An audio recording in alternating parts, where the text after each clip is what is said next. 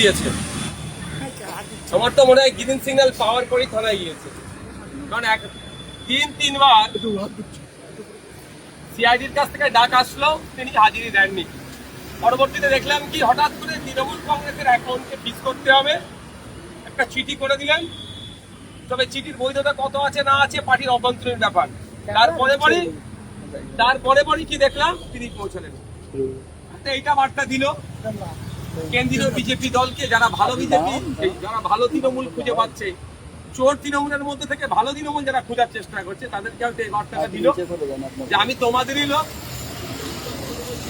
যেভাবে এই এনসিপিআই পার্টি তোমাদেরই লোক বকলমে গিয়ে তাদেরকে তাদের ছাতার নিচে মাথা দিয়েছে, আমরাও যাব বা উনি যাবেন। অন্তত আমি যাচ্ছি হাজিরা দিতে, আমাকে তাকে ডিস্টার্ব করা হয়। যে অরূপ বিশ্বাসের জন্য মেসিকাণ্ডে সারা পৃথিবীতে আমাদের ভারতবর্ষের কলকাতার ওয়েস্ট বেঙ্গলের নাম মাথা হেঁটে হয়েছিল, সেটা কোনোভাবেই ছাড় পাই। শুধু তাই নয়, যে টিকিটের টাকাগুলো রিফান্ড কিভাবে হবে তার কাছ থেকে ব্যবস্থা করা হয়।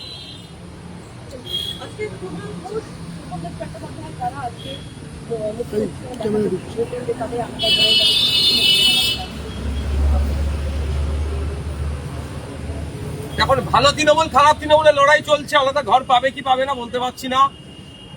কিন্তু আমরা যারা বিরোধী আছি বিভিন্ন রাজনৈতিক দল থেকে, আমরা তো এখনো ঘর পেলাম না। মিডিয়ায় বিশাল হইচই হচ্ছে, নওশাদ সিদ্দিকীর জন্য ঘর বরাদ্দ হয়েছে। যারা নওশাদ সিদ্দিকী যাদের অ্যালার্জি, তারা টিপ্পনি কাটতে শুরু করে দিয়েছিল, এখনো পর্যন্ত আমাদের জন্য বরাদ্দ হয়নি। স্বাভাবিক নিয়মে আমাদের এইখানে একটা করে অফিসের জন্য রুম পাওয়া দরকার, সেটা এখনো পর্যন্ত দেওয়া হয়নি। স্পিকার স্যারের কাছে আমি আশা করব যে প্রত্যেকটা পার্টি যারা আছে তাদের জন্য ঘর বরাদ্দ করা হোক। আর এই ভালো তৃণমূল খারাপ তৃণমূলের যে সমস্যার সমাধান হয়তো শুভেন্দুবাবুই করতে পারবেন, আমাদের রাজ্যের মুখ্যমন্ত্রী মহাশয় শুভেন্দু স্যার হয়তো করতে পারবেন, ওই জন্য তার কাছে গিয়েছিল। কিন্তু প্রতি উত্তর কি পেয়েছে ওনার বাবুদের কাছ থেকে আমার মনে হয় জানা দরকার। তৃণমূলটা কারা বলেন তো? ঋতুব্রত বন্দ্যোপাধ্যায়রা তৃণমূল আর কুণাল ঘোষরা স্পিকার স্যার ভালো বলতে পারবেন অরিজিনাল তৃণমূল কারা। ভালো তৃণমূল খারাপ তৃণমূলের কোনো বিষয় আছে? অরিজিনাল তৃণমূল কারা, আপনি যে জায়গায় ধোঁয়াশার মধ্যে আছেন আমিও আছি। কারণ যে তৃণমূলের প্রতিষ্ঠাতা মমতা ব্যানার্জি, তাকে এড়িয়ে বিরোধী দলনেতা নির্বাচন হচ্ছে সেই রাজ্য থেকে কেন্দ্র পর্যন্ত, এক নম্বর। দ্বিতীয় কথা হচ্ছে অ্যাকাউন্ট ফ্রিজ করার জন্য চিঠি দেওয়া হচ্ছে। আবার শুনছি নাকি তাকে মানে তার রাইট নাই এই চিঠি লেটার করার, তার আগে তাকে রিভক করেছে। কারণ এই যখন ধোঁয়াশার মধ্যে আছে, আমার মনে হয় পশ্চিমবাংলার ক্ষেত্রে মাননীয় স্পিকার স্যার বলতে পারবেন আসল তৃণমূল কারা। হাইকোর্টে এটা রায় করিয়েছিল, সেই হাইকোর্টের সেই রায়ে বলা হচ্ছে স্পিকার যাকে বিরোধী দলনেতা হিসেবে স্বীকৃতি দিয়েছে সেটা। দেখুন আজকে একটা অর্ডার এসছে, অর্ডারের ভিত্তিতে আপনার এটা আমরাও জানতে পারছি। কিন্তু এটা দেখুন, এটা এই যে জুডিশিয়াল প্রসেসটা কিন্তু সম্পূর্ণ হয়নি। আগামী দিনে কি হবে দেখতে হবে, কোন বেসিসে দিয়েছেন না দিয়েছেন সেগুলো তো একটা প্রসঙ্গ আছে। আর আমার মনে হয় আজ থেকে যদি সেশন শুরু হচ্ছে, অষ্টদশ বিধানসভার প্রথম সেশন, সেই জন্য হয়তো এইগুলো ইন্টেরিয়াম অর্ডারটা হয়তো এসেছে।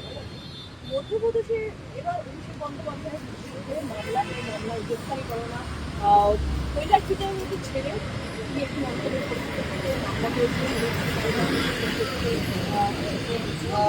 গ্রেফতারি করোনা হয়। যখন ক্ষমতায় ছিল দলের সেকেন্ড ইন কমান্ড, অনেক বিষয় তারা এড়িয়ে যেতেন বা সে অবধি এসে পৌঁছাতে পারতেন। এখন সেগুলোকে নতুন করে রিওপেন করা হচ্ছে। তবে এটা কতটা সাস্টেনেবল হবে আমি ভরসা করতে পারছি, কারণ অলরেডি ইডি, সিবিআই, কেন্দ্রীয় এজেন্সি যে তদন্তগুলো করেছে, এক একটা তদন্তে প্রায় 60%, 70%, 80% মধ্যে অ্যাচিভ হয়ে গেছে। আর 20% অ্যাচিভ করতে পারলে সে তদন্ত প্রক্রিয়া শেষ হবে, ইডি বা সেন্ট্রাল এজেন্সির সাকসেস রেটটা একটু হলেও বাড়বে। সেগুলো বাদ দিয়ে কে কোথাও ফার্জি সই করেছে তাই নিয়ে টানাটানি হচ্ছে, মধ্যপ্রদেশে কোথাও মানহানি কেস আছে সেই নিয়ে হয়েই হচ্ছে, এই নিয়ে আমাদেরকে মাতিয়ে রাখা হচ্ছে। আমার তো মনে হয় কোনো না কোনো জায়গাতে ওই সেই দিদিমণির অমূল্যবাণী যে আরএসএস ভালো, বিজেপি খারাপ, অটলজি ভালো, অমিত শাহজি খারাপ, মোদি ভালো, অমিত শাহ খারাপ, এই যে ম্যানেজের জায়গা থেকে ওই পরিবার নিজেকে সেট করে রেখে দেবে। এই নতুন মাত্র টাইম পাস হচ্ছে আমাদের দিনে।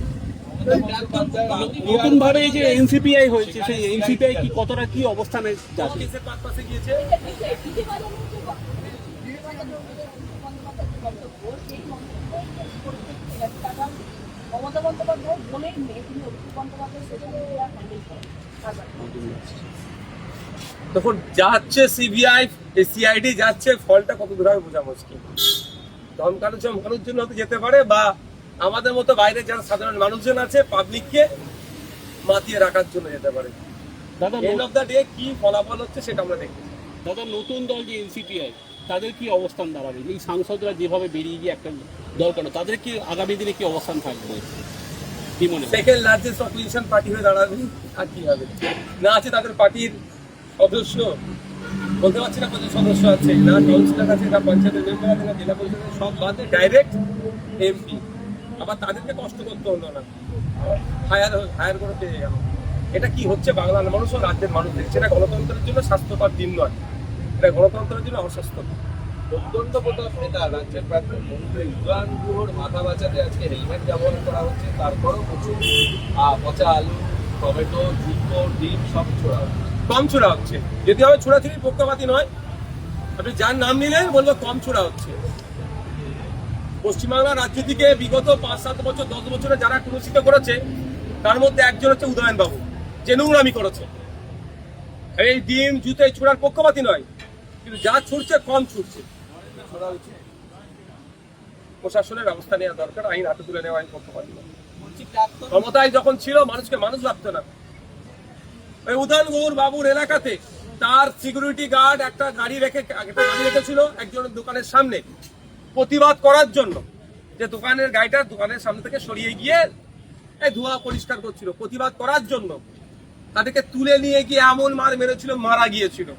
সেই কেসটাকে টোটাল ধামাচাপা দিয়েছিল ওই উদয়ন বাবুর নেতৃত্ব হয়েছিল। পাপ করেছে, পাপের এখন কাজটি দিন শুরু হবে না আইনের মাধ্যমে। পুরোনো সিকিউরিটিতে তুলে নেওয়া হয়েছে, গতকাল সকালবেলা হঠাৎ করে না দিয়েই এমনটাই অভিযোগ, এবং তারপরে তাকে নতুন যে নিরাপত্তা হুমকি দেওয়া হয়েছিল মমতা বন্দ্যোপাধ্যায়, তিনি সেইটাকে পুরো দেখুন, ওয়েস্ট বেঙ্গল পুলিশের পিএসও কতদিন থাকতে পারবে এই রুলস আমার জানা নাই। আমি সেন্ট্রাল ফোর্স আছে, কোর্টের মাধ্যমে আমি পেয়েছি, আমারও পিএসও চেঞ্জ হয়, পিএসও 1-2 মাঝে মধ্যেই চেঞ্জ হয়, সেটা ম্যাক্সিমাম 6 মাস সেন্ট্রাল আর্ম ফোর্সের মধ্যে সিআইএসএফ এর পিএসও চেঞ্জ করে দেয়। আর আমরা শুনছি 20 বছর আছে কারো কাছে 10 বছর আছে, কারো কাছে 15 বছর আছে পিএসও। এটা হয়, এটা থাকলে আমার মনে হয় এই নিয়মটাকে বদলানো দরকার। এটা কি হয়, প্রোটেক্টিভ আর পিএসওর মধ্যে একটা পারিবারিক সম্পর্ক গড়ে উঠে যায়। অনেকে দেখা গেছে গত 17তম বিধানসভাতে এই অভিযোগ ছিল একজন বিধায়কের পিএসওর বিরুদ্ধে, তিনি তোলাবাজি করছেন বিধায়কের হয়ে। কারণ বেশি দিন থাকলে এই সম্পর্কটা গড়ে ওঠে, ব্যাগ ধরিয়ে দেবে পিএসওর হাতে, ছাতা ধরিয়ে দেবে, ছবি তোলাবে। কিন্তু আমার পিএসও ছবি তোলার কাজের জন্য দেওয়া হয়নি, আমাকে ব্যাগ ধরানোর কাজ জন্য দেওয়া হয়নি, আমাকে দেওয়া হচ্ছে আমার প্রোটেকশনের জন্য। আর দীর্ঘদিন থাকলে ক্লোজ হয়ে যাচ্ছে, সব কাজ করিয়ে নিচ্ছে, ইল্লিগাল কাজও হয়ে যায়। আমি আবারও রিপিট করছি, ওয়েস্ট বেঙ্গল পুলিশের ক্ষেত্রে এই নিয়ম বিধিটাকে আনা দরকার, যেভাবে সেন্ট্রাল আর্ম ফোর্সেসদের আছে, যে 6 মাস ম্যাক্সিমাম 6 মাস পোস্টে, তারপরে অন্য পোস্টে চলে যাবে, এটা করা দরকার। এখন মমতা ব্যানার্জি তিনি পিএসসি নেবেন কি নেবেন না তার এখতিয়ারের মধ্যে পড়ছে। যদি না নেয় নিশ্চিতভাবে তিনিও লিখিত দেবেন। আর তুলে নিয়ে অন্য পাঠিয়েছে, এটা খুব একটা অন্যায় কাজ নয়, এটা খুব একটা অন্যায় কাজ। অন্যায় কাজ হচ্ছে, আমি বলবো অভিষেক বাবুকে যারা ইট ছুড়লো বারাইপুরে, তাদেরকে গ্রেফতার করে, এটা অন্যায় কাজ আমার নজরে। যেভাবে ইটটা ছুড়েছিল, যদি হেলমেট না থাকতো এগুলো ফেটে বেরিয়ে যেত। এখনো কেন গ্রেফতার করলো না পুলিশ, এটা অন্যায় কাজ, এটার বিরুদ্ধে আমি বলবো। পিএসও তুলে নিয়েছে, চেঞ্জ করেছে, এতে কান্নাকাটি করে সিম্প্যাথি নমস্কার পাবেন অন্তত। গতকাল ফলতায় মুখ্যমন্ত্রী দিতে গিয়ে বললেন যে ফলতায় এক মাফিয়ার স্ত্রীর নেতৃত্বে আন্দোলন চলছে, এবং যারা আন্দোলনে যাদের ছবি দেখা গেছে তাদের প্রত্যেকে কেউ যেন বাড়িতে না থাকতে পারে, তা আমি পুলিশ মন্ত্রী হিসাবে নির্দেশ দিচ্ছি। সাথে এও বলেছেন যে তাদের সম্পত্তি নিলাম করে সরকারি সম্পত্তি ক্ষতিতে তার ক্ষতিপূরণ করতে হবে। সরকারি সম্পত্তি যদি ক্ষতি হয়, তার নির্দিষ্ট নিয়ম কন্ডিশন আছে, সেভাবে রিকভারি হবে। আর মুখ্যমন্ত্রী যদি আগেই বলে দেয় যে অমুক অমুক অমুক অমুক এর দোষী, তাহলে আর সুস্থ আপনার ইনভেস্টিগেশন হবে না। যেভাবে মমতা ব্যানার্জি বলে দিত প্রেগনেন্ট আছে, ও প্রেগনেন্ট, ওরে হ্যান ত্যান করে দিত, আগেই সব ইনভেস্টিগেশনটাকে শেষ করে দিত, এটাও সেক্ষেত্রে। Thank you. প্রচুর গরম হচ্ছে। Thank you.